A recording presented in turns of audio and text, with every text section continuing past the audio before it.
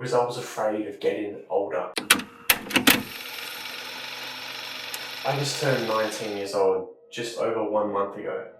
I have officially been a legal adult for just over a year now. And honestly, it's been a surreal experience because ever since I was 15 years old, I have been terrified of this moment that I'm currently living in. So if you're one of those people that are afraid of getting older and you are 15, 16, 17, this video is for you. In this video, I'm going to help you get past the fear that's robbing you of one of the best times in your life, your high school years. Here's my story of when I first really started getting afraid of getting. I want to share this with you because I want to build some rapport so you know that I know what I'm talking about. When I just turned 16 years old, I flew to Perth to spend the Christmas holidays with my grandparents. It should have been a holiday full of laughs, memories, fun times that I will look back on forever. But it wasn't. Because we weren't waking up early and doing a lot of things, I spent a lot of time alone in my bedroom. And when you're alone in your thoughts and you're insecure as a person, you start to think some stupid shit. And this is where this all started. And that's when it hit me. I have two legal adults. I have 1 year left of junior sport. Junior sport was my entire life when I was 16. That's all I cared about. And girls, or whatever. And I started to think, what the hell? Where has all the time gone? But the scariest thought of them all was this one short, small, but deadly sentence. What am I going to do with my life? That fucking sentence haunted my existence for 2 fucking years. And if you relate to this, trust me, I get it. It's hard not to think about that question when everyone else is asking you, what are you going to do with your life? Oh, what are you going to trade, Stephen? Are you going to go to university, Stephen? At our age, that question feels impossible to answer because we have no real world experience, no life experience. All we know is school. They act like we're supposed to predict the next 75 fucking years of our life. Like, bro, most of us can't even predict what we're going to have for breakfast tomorrow, let alone the next 75 years of our life. Here's the first thing you need to understand. The people that are asking you this question of what are you going to do with your life, they're asking it because they care about you. It might not seem like that on the outside. They genuinely have some level of care for you. When adults ask, what are you going to do with your life? It feels like pressure.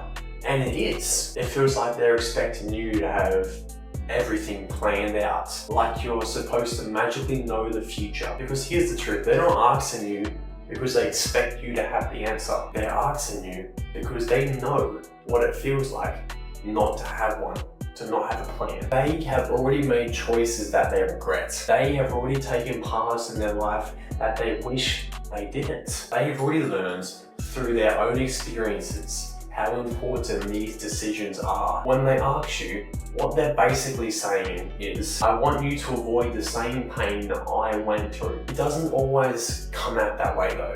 Sometimes it does sound like pressure. Sometimes it does feel annoying as hell, but underneath it, it's coming from a place of love, concern, and experience. Even if they are terrible at communicating it. And let's be honest, if nobody asked you anything, if nobody cared what you chose to do, if nobody questioned your future, that would hurt way more. The second point that you need to understand is your fear is normal. It also means that you're paying attention to your own life and you understand how important these future decisions are. If you aren't scared, that would be the real problem. Fear at a young age is a sign of awareness. You're waking up to the reality that life isn't just school, it isn't just sport, it isn't just hanging out with friends or girls anymore. Now onto the solutions, the things that will actually help you now that you have an understanding of where all this fear comes from. I'm going to give you 3 things that personally helped me overcome this fear. And remember, these aren't random tips.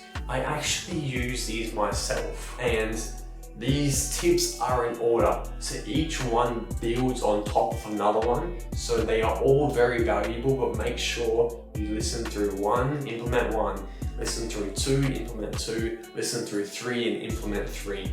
That is the best way of doing it. That's how I did it. It's called habit stacking. The first solution is spend time alone. Real time alone. Not on your phone, not on fucking TikTok. Just you with your own company. If you can, what I would recommend, you do this in nature. The quietness and the grounding changes your thinking, and you actually get a chance to listen to your own thoughts and your own minds instead of the noise from the outside world. This time alone actually helps you figure out what you're actually interested in. That could become hobbies, passions, or maybe even a career path. For me, I realized I love sharing content, not just for fun, but because I want to share a positive message with the world. Yeah, I understand it's kind of ironic because my own fear started alone in my own thoughts, but the difference is now I use my alone time with purpose and with structure. And trust me, just imagine this for a second. Imagine yourself at 22, still not caring, still lost, still haven't grown up. That is a scary thought than sitting alone for an hour uncomfortably with your own thoughts. Solution number 2. Don't be afraid to mess up, to make mistakes, to look stupid, or to get embarrassed. Nobody, I mean nobody, lives a perfect life. You're supposed to screw up. You're supposed to make mistakes. That's how you learn. Believe it or fucking not, you make mistakes, you learn from them, you improve. Pretty simple. Mistakes also force your mind to think, to adapt, and to grow. Yeah, you may feel like an idiot in the moment.